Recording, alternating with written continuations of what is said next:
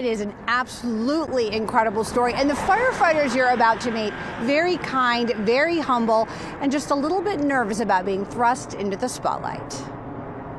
In my very short career, this definitely ranks up there. A house on fire, a 62-year-old woman trapped on the second floor, hanging out a window, screaming for help.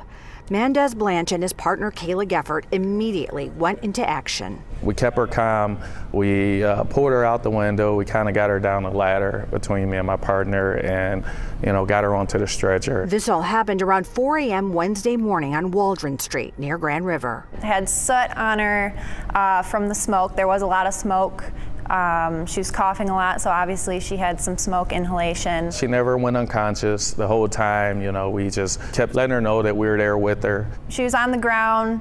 I was glad she was talking, but the job still wasn't done. When you're in that situation, it's always the next step. Taken to an area hospital and then later transported to a burn unit. The two people who saved her life talking to us about what happened a little over 12 hours later. When you get onto a scene like that and there's a life at risk, your mind kind of goes into autopilot, and that's where we rely on our training. And while it's not something that happens every day, for me, it's my job. I'm here to make a difference. I'm here to change lives, 16 years, and that's still what you want to do. It's hard to hear the word hero. Like Mandez said, we're just doing our job. This is what we're trained to do. I know any and every other firefighter out there who do the same thing. This is what we do, without thinking about it.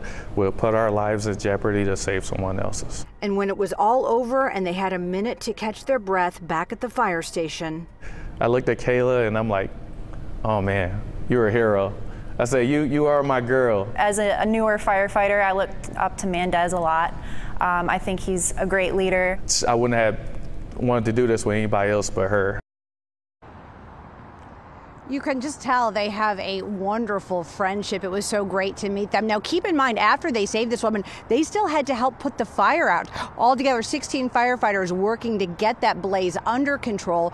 Right now, they're trying to determine what caused it. They do know it started on the first floor of the house. Live in Farmington Hills, Camille Amiri, Fox 2 News. I'm sure the woman is grateful, too. And Camille, they might not be saving a life every day, but they sign up to save a life every day if they have to. And I love just hearing that they didn't even think about it. They just did what they had to do to save her life.